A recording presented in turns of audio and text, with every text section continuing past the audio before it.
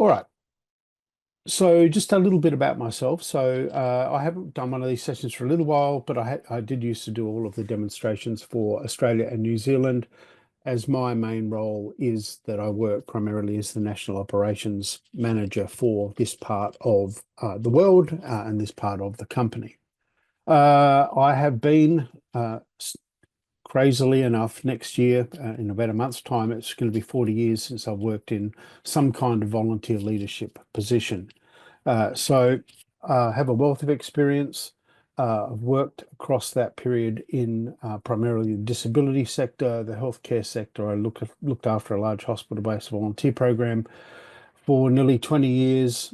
I worked as a private consultant. I've worked in government, done training internationally and around Australia and New Zealand, and have done a bunch of writing around volunteer leadership as well. That included what was for a little while the kind of key guidebook for volunteer leadership across Australia and New Zealand. I'm also a past president of Volunteering Australia, a past chairperson of Volunteering SA and NT, and to this day still currently chair the International Volunteer Managers Day Global Committee, so still have a hand in doing all of that. Most importantly, in terms of this presentation, I have worked in some capacity or another with Better Impact for around about 15 years now, worked full-time with them for the last 9 years in this role.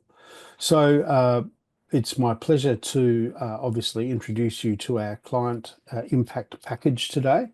I know, looking at the list of people who have arrived, that some of you are already existing volunteer impact users. So today what we're going to be focusing on is one of our additional modules. And in the case of client impact, it is actually an add-on to volunteer impact. So we have modules that also relate to membership and to donors. Those two other modules can be standalone, just like volunteer impact, whereas client impact must be embedded and sit alongside of volunteer impact. So we'll talk a little bit more about that later. And I'm going to give you a high level run through of client impact and how that looks and how that works so that you can get a sense of that. So we're going to begin just having a bit of a look at some of the common problems that face volunteer programs who have a need to match volunteers with clients. We'll do a very quick program assessment, just going to ask 4 very quick questions to get you thinking in that headspace. We're going to talk a little bit about why the right software tools do matter. As I said, we're going to give you a high-level overview of how volunteer and client impact work together. And we will look at a few resources and share a few resources with you, and also a link to obtain your PDU, so Professional Development Unit Certificate, at the end of the day, if that's going to be helpful for you as well. So when it comes to volunteer programs who commonly work with clients, these are some of the key ones that we tend to have better impact clients who work with clients as a part of our services. So obviously people who work in kind of hospices and patient care settings and social services, in an environment around education, so tutoring, mentoring, English as a second language type programs, pet therapy, therapeutic horse riding centres, helplines and crisis lines, and refugee services. So it is important to state that our client impact module is very much designed to work in this one-on-one client volunteer environment. It's not so much designed to work with groups of clients, but more so that one-on-one friendly visiting respite care type of scenario. So this list is simply an example of the kind of clients that we do work with already. When it comes to people understanding the need for a volunteer management / client management database, these are the common questions that we hear people talking about as we discuss their needs with them. So Often, and one of the really big key ones is that people have their data stored across multiple platforms. It's very common that we have a lot of people who come and they have, 5 or 6 or 7 or 8 different spreadsheets that represent different groups of volunteers and clients that they're working with, and they're all very disconnected and nothing kind of works and speaks to one another. It's one of the advantages with our client impact module is that, as I mentioned already, volunteer and client impact are essentially in the same system. Um, the insecurity of the way that people report on their client interactions and those methods being unsecure is another common thing that we hear. There is, just because of this duplication, way too much data entry. All of that we hear frequently just doesn't lead people to have enough time to properly support their volunteers who work with clients, and of course support their clients as a part of that as well. And often there are tight budgets, and with multiple systems, that budget is stretched very, very thin. So one of the solutions, and obviously the one we're talking about today, is to have the client impact module associated with your volunteer impact solution. So it's an all-in-one solution for managing both the clients that you serve and your volunteer program as well.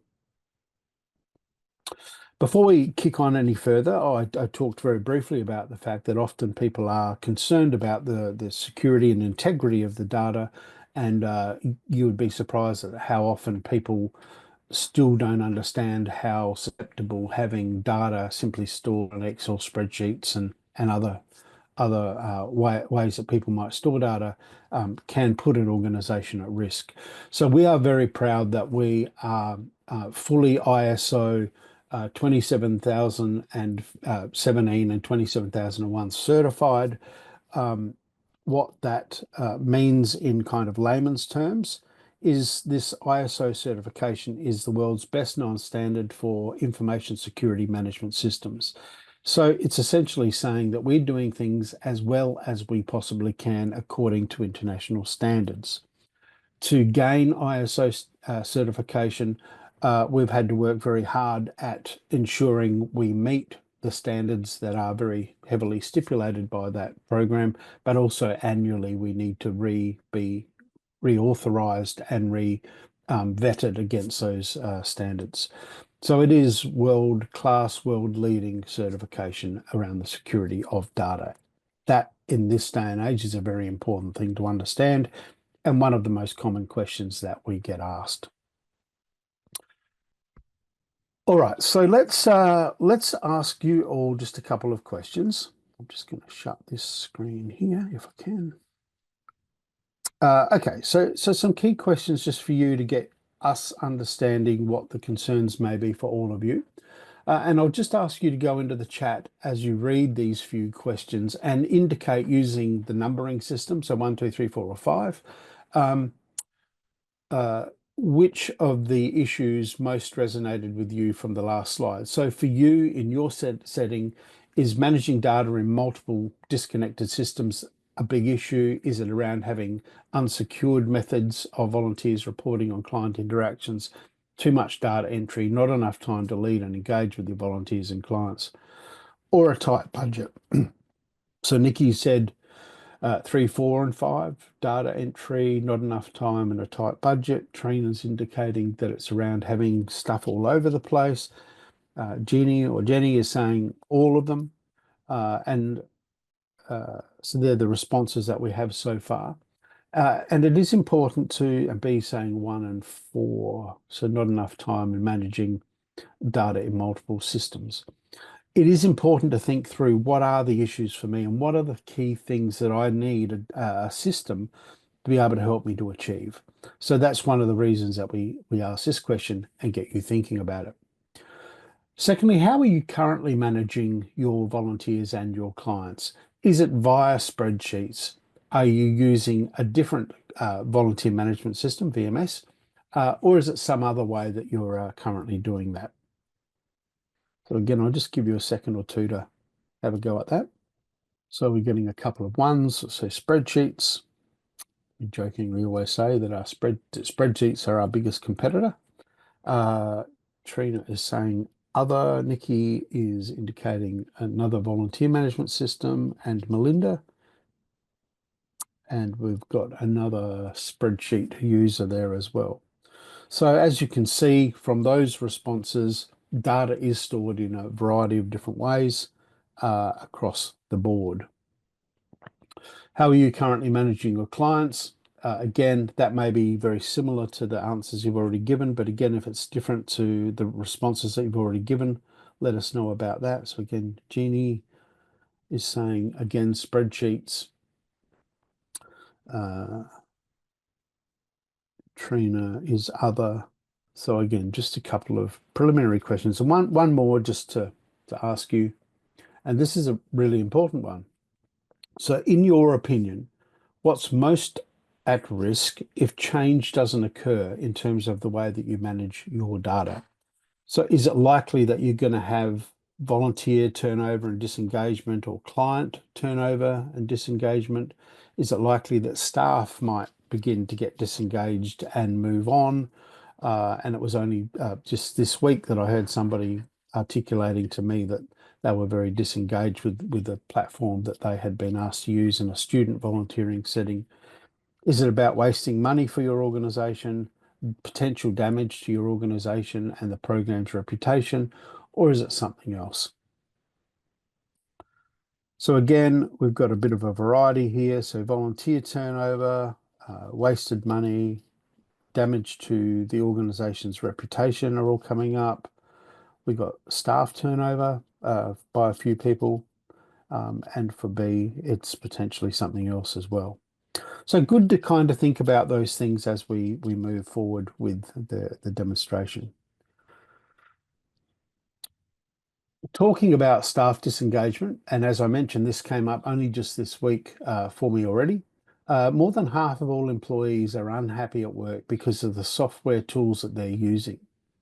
And we actually see some stats that comes from this software happiness report in 2019 that indicates that 51 or 52% of people are saying yes, they're dissatisfied because of mismatched software. So it is important to have the right tools in the right place. And to take that one step further, another statistic from that same report in 2019 indicated that about 1 in every 8 employees has actually quit a job because of mismatched software. So again, it is a really important consideration, not only to be able to coordinate the data that you're gathering, but also in terms of keeping your team together and making sure that your team are looking a little bit more like the lady on the right and a little bit less like the lady on the left.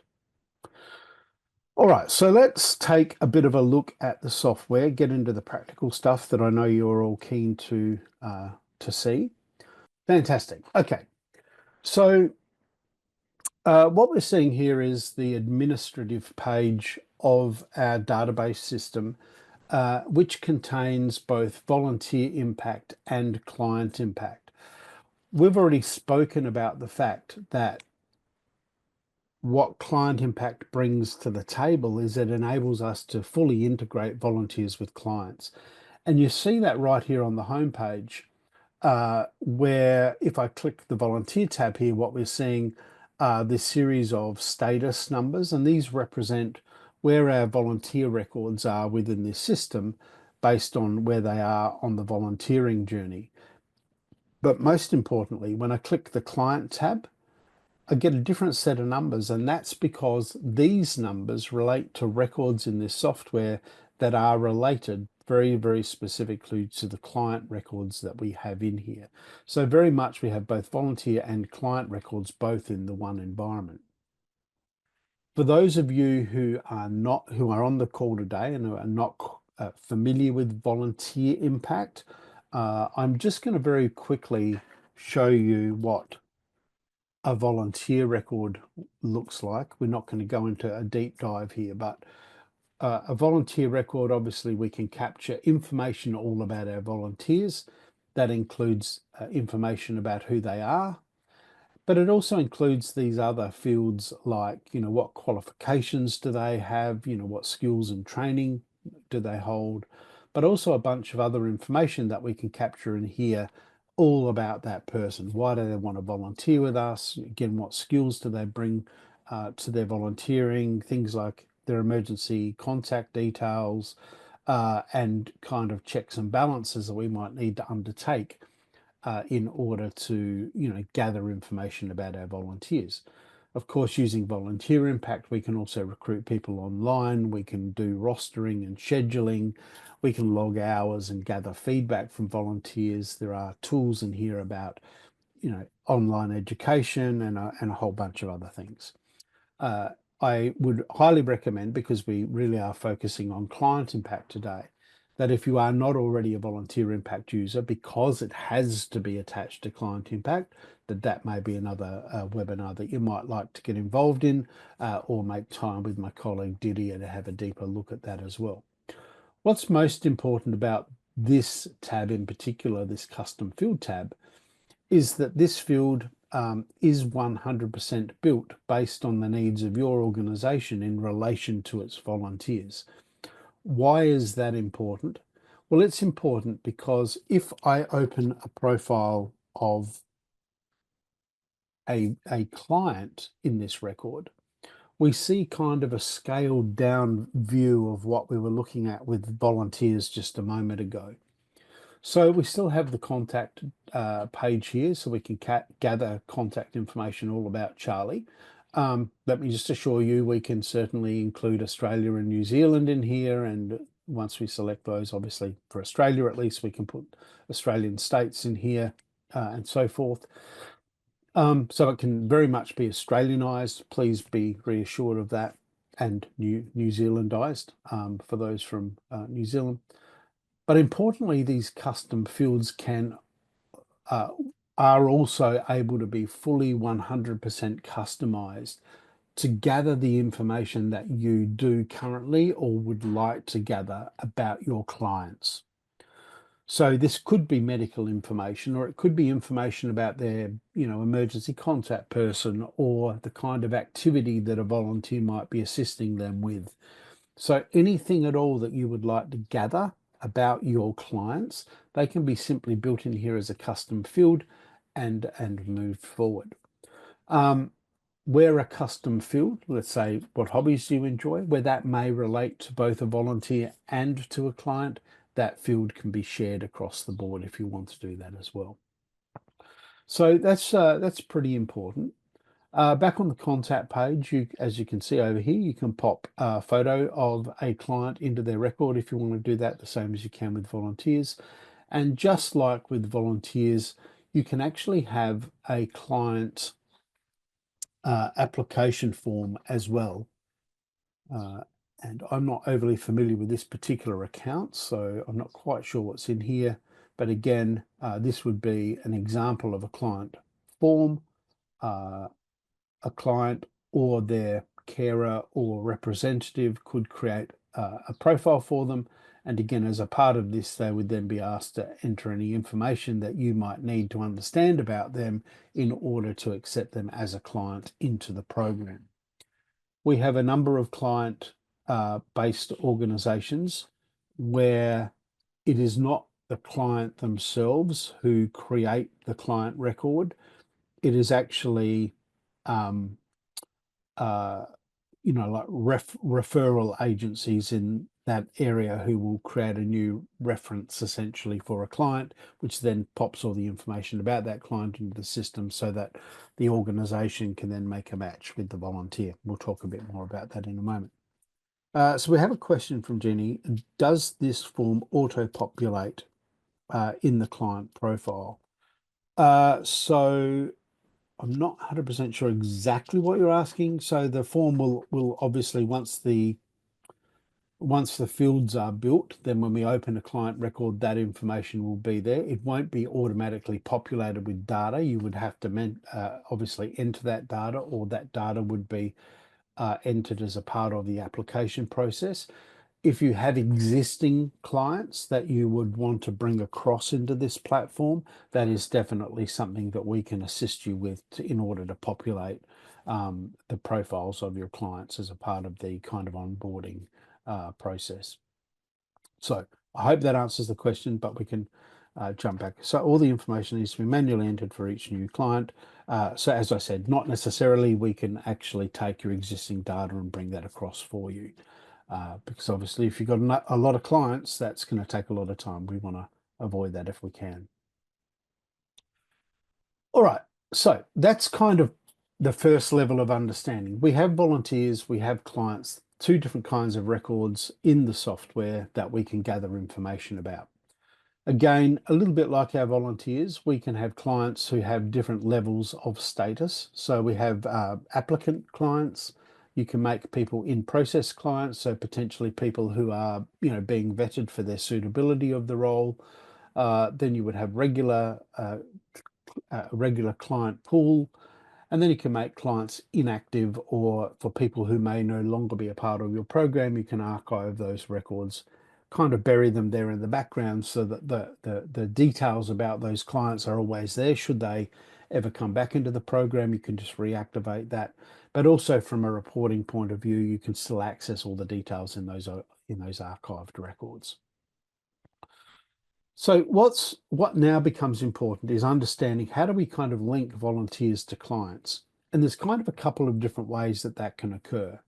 So if I jump back into the volunteer record here, if I open up Bob's record, one of the tabs that we see in an environment where client impact is available is this connections tab. This doesn't show when it's purely a volunteer impact account.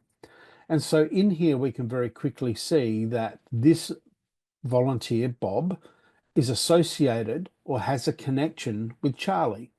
Now, that doesn't necessarily mean that every single week they're going off and doing something together. It simply means that at some point, Bob and Charlie have been associated with one another. So maybe they've been, you've sat down with the two of them, you've had a coffee, you've introduced them to one another, they seem to get on. And so it really gives you the opportunity to say, hey, Charlie needs a service.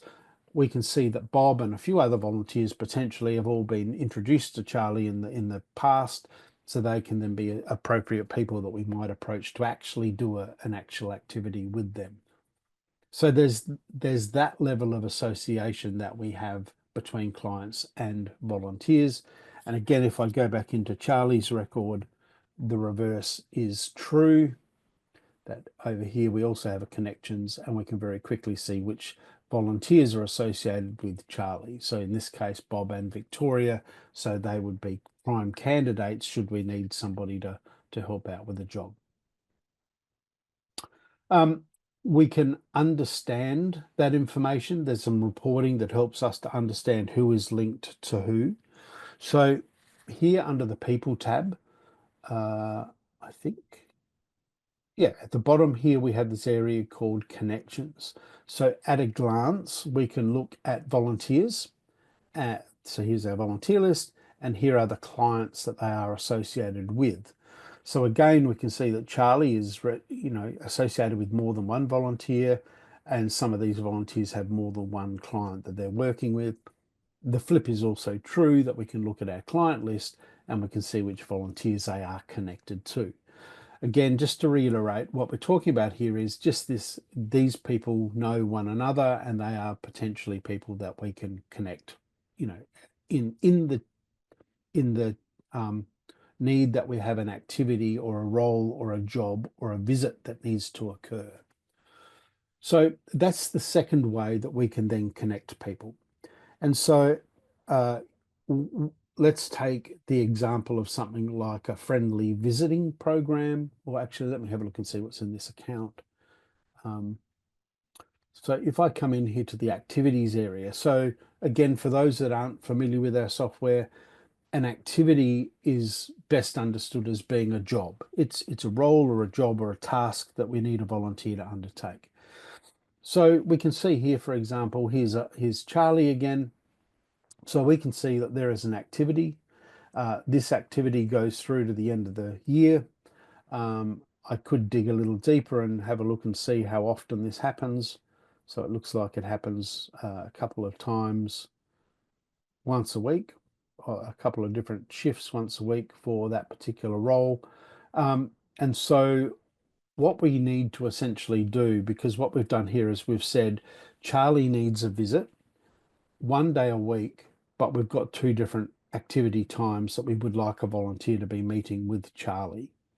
And so what we would then do in the software is if I open up the volunteers record, we can come to the assign tab in here, and we can very quickly find Charlie's job or activity or role, and we can see what is coming up and where we need people, and we can associate this volunteer with some of these upcoming shifts should we want to do that. It is really important to understand at this point that our database has a dual face.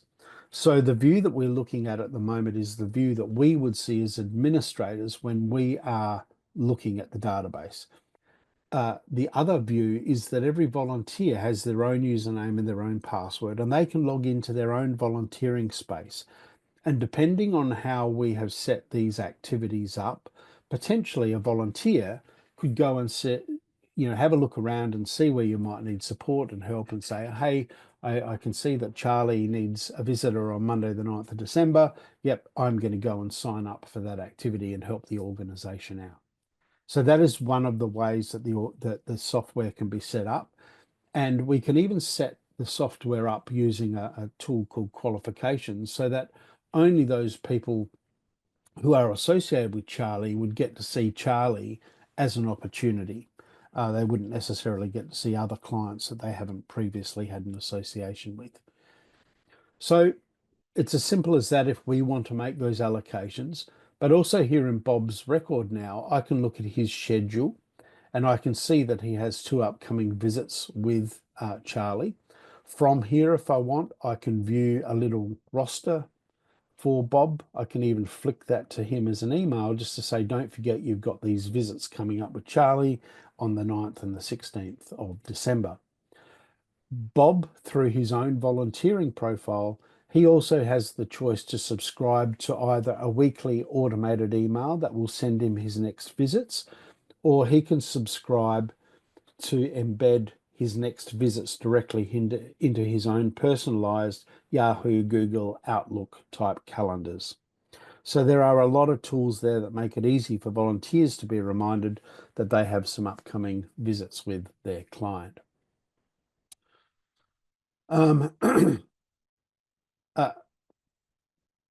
Just taking that kind of rostering piece one step further, because one of the things that we need to do as administrators is understand where Charlie doesn't yet have a visitor. And so there are some other tools, and remember, I'm just giving you a high level run through today, but there's some other tools in here that help us to understand. For example, if I go to this little report here, I'm going to just do some filtering here. Befriending visits, I can even look just at Charlie if I want. So I can see that coming up through December, there are 4 visits with Charlie, or up until the 9th of December, actually. We've got four planned visits with Charlie. And at the moment, very, very quickly, ignoring all the numbers and everything on the right-hand side of the page, I can see that 2 of those have a big blue tick next to them. And what that's telling me is 2 of those 4 visits, we already have somebody helping us. The other 2, we still have to go off and find somebody to fill those gaps for Charlie. So very quickly, I can see here that Owen is the volunteer that's helping with that first one, and that we've got both Bob and Owen helping with this one down here. That might be overkill, so we can, remove somebody from that shift, so we've only got the one. And if we really wanted to, we could move somebody across to this other shift as well. Also in this page, where we see that we don't yet have somebody to complete a visit, we can actually click on that little link, and we can potentially go off and find volunteers who are waiting in the wings, and we can assign them from here so that we now have both of those shifts filled. And again, right from here now, I could flick an email out to Owen saying, hey, Owen, I've just allocated you I've moved you from the morning shift to the afternoon shift with Charlie on the 9th of December. And now Owen would be aware of that as well. Similarly, under the reporting tab, there are a range of what we call schedule reports. And again, I'm not going to go through all of these, but I'll just give you a sense of how these can work. And again, I'm just going to choose Charlie. So we can very quickly see here that these are the visits that are planned for Charlie. We can see that this one here is still empty. We can see that some of these have volunteers. That one again is empty. So, we can be managing and ensuring that we have the appropriate reporting happening for us in terms of making sure that no client is without a visitor. So that's a little bit about that. The other kind of reporting that is really important is the reporting of hours and the reporting of services. And so when we associate a volunteer, when we create an activity, let me go back to here. We're kind of making a little bit of a triangle when we associate volunteers to when we create activities that relate to clients. So here is the activity. And again, I'm not going to go through all of this because it's way too much to do in a quick session. But what I'm going to point out here is, we've called this job Visit with Charlie. That's great. We can identify that that's what the job is all about. But how does the activity itself link in with Charlie's profile? Well, the way we do that is we come over here to this Clients tab. And when we open that up, we can associate a volunteer with this activity, in this case, Charlie. The reason that that is so important is that the volunteer who is going to be doing this job, let's say Bob Apple. So Bob arrives to Charlie's house. We have a variety of different ways that volunteers can log hours on behalf of the organization. So they can do that through their mobile phone using our mobile time clock. They can do it on a tablet. They can do it in a whole range of different ways. We won't dig deeply into that. The important thing to understand here is that, Bob rocks up at Charlie's house. He logs on. Yep, the job I'm doing today is Visit with Charlie. The time clock starts at 2:05 p.m. Bob sits there with Charlie for an hour and a half. He then leaves Charlie's house and he logs off. So Bob has now recorded an hour and a half of volunteer activity for himself today from 2:05 to 3:35 or whatever that might look like. So we now know that Bob has contributed those hours. But because Charlie is the client that is associated with that same activity, not only does Bob get the hours as a volunteer, Charlie gets the hours as a service recipient. So in Charlie's profile now, we see that he has received an hour and a half of services by a volunteer for that particular role. So that's one really important thing to understand. I'm going to show you the reporting around this in just a moment. But I want to talk about two other kinds of reporting, and then I'll show you how these work in the trenches. So when a volunteer logs off at the end of a shift, one of the things you can build into the software is what we call feedback fields. And so a feedback field typically is something that we ask of a volunteer at the conclusion of a shift. So it could be, how many kilometers did you travel on today's shift? Because a volunteer may have had to drive 20 k's to get to Charlie's house. But it could be other information like, how would you rate Charlie's state of mind today? Was it good, bad, indifferent? Were there any incidents or things that need to be reported based on your visit with Charlie today that a team member might need to follow up? So all of that kind of information can be gathered from volunteers at the conclusion of a visit. So that's what we call feedback fields. And again, in the reporting area here, you're going to see that there are a bunch of reports based in here all around feedback, and you can very quickly gather information about that stuff. The other kind of reporting that occurs in client impact is what we call an encounter. And an encounter is very similar to a feedback field. The key difference being that an encounter can be logged at any time and doesn't have to be logged at the time that a volunteer is logging off at the end of a shift. The reason that we built encounters is that more often than not, we are going to make matches between clients and volunteers often because they live in a similar geographical area. And so, maybe B and I have been matched because we both live, in our local country town together. And maybe B visits me once a week and we have that formal kind of interaction. But then B bumps into me down at the town jetty or at the supermarket or somewhere on a Saturday morning, and maybe she notices that I am seeming very disoriented, and maybe she escorts me home to make sure I get home safely. Well, B can actually log an encounter and report that back to administrators as well. So let's have a look and see what that looks like from the client point of view here. So let me, sorry, I'm not overly familiar with this particular account, so I'm having to remember bits and pieces. So here we are inside of Charlie, the client's record. So you're going to see there is a reporting tab up here where we can generate a whole bunch of kind of raw data reports and so forth. But this connections tab is a really important one. So we already looked at this particular tab called associated volunteers. Before I get into the two tabs on the right, I also want to mention this tab on the left. So one of the advantages of having a client and a volunteer connected is you have the ability to be able to leave notes for that volunteer to learn a little more or be reminded about with that client.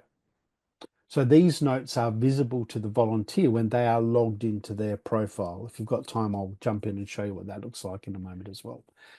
They can be whatever notes you like, but often what we hear is, we don't want our volunteers to have personal medical information about a client, but we do need them to understand some social bits and pieces, or, please don't go in the backyard because there's a Rottweiler running around at the back, or,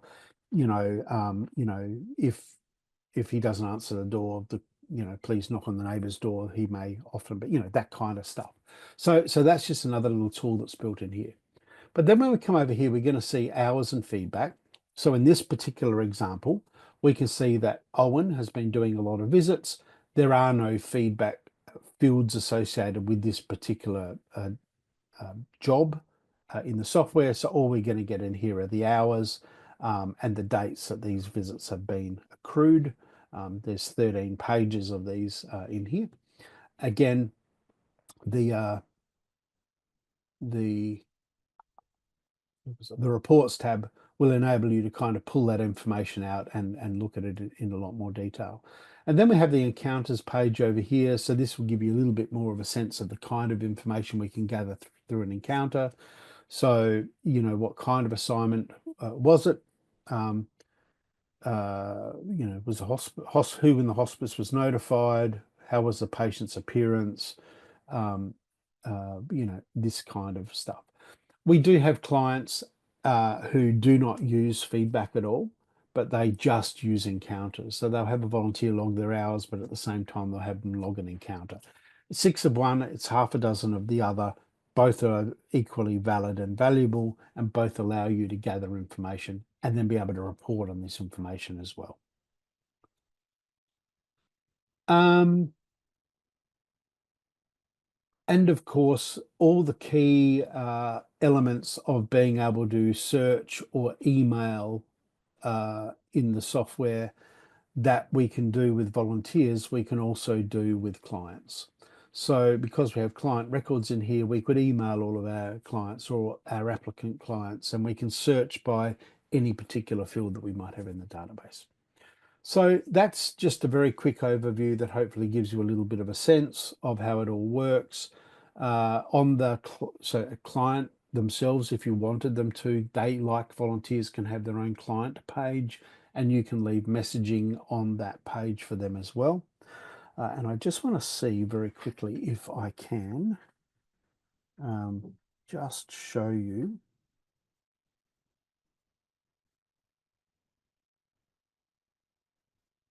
what a volunteer would see. So I just want to show you essentially where, lock me out. Give me 1 second here, folks. I took too long to get back to this page.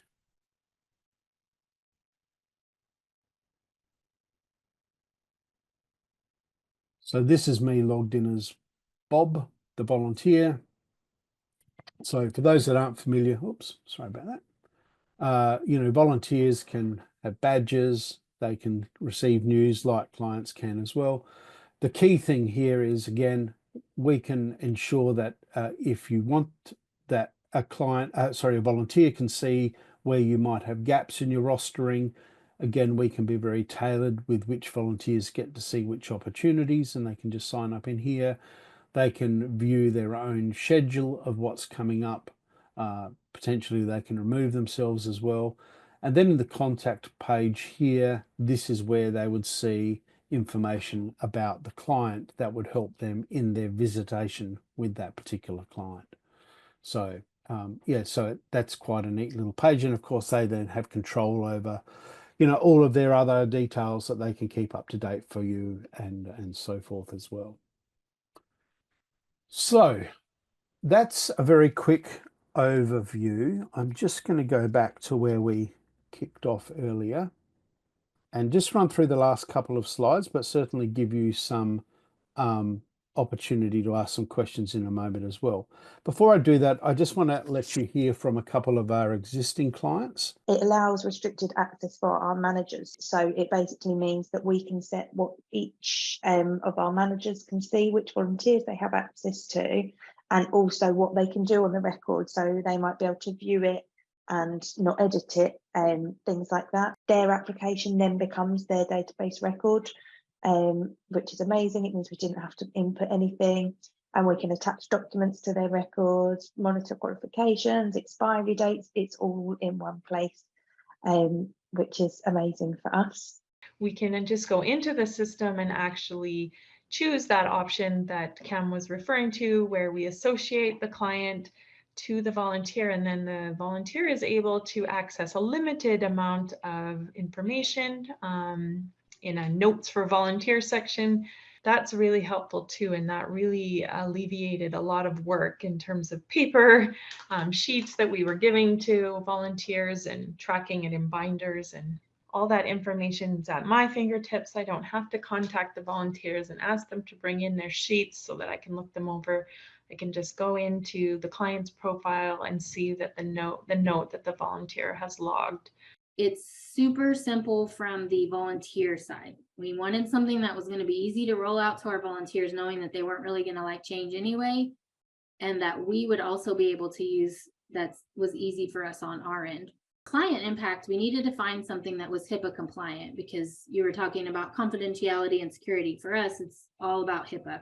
Anything that would be good for the volunteer to put in there, there's a section that when you assign a client to a volunteer, that's a set of notes that they can see, the volunteer can see. That's been really helpful for them as well.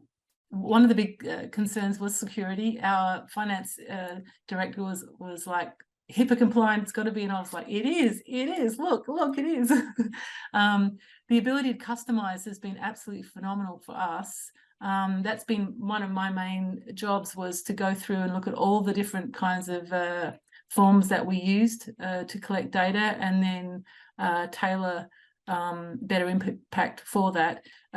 It's just wonderful that you can input that piece of data and it can be used at any one of those sub accounts, or not be seen, or it can be seen by some people and not by others. So I love that it's so customizable and easy to use. So better impact are really helpful, and they offer an opportunity to improve the system dependent upon good ideas from customers. So that's good. So it's very tailorable. You can have people just accessing a certain part or all of it, depending. And reports run directly from finance, reducing time in staff creating reports. I've got to say, love that. And our finance department are loving it too. All right, so just the last couple of slides, and then I really want to throw this over to you guys for questions. So obviously, we rate very highly in the services that we provide. We are very, very big on ensuring a great after-sales support. So we have a live chat team that are available 24 hours a day, 5.5 days a week for those of us in this part of the world. We've got a lot of good ratings and awards and all of those kind of things. And our company has been around for nearly 1/4 of a century, so we have a proven track record.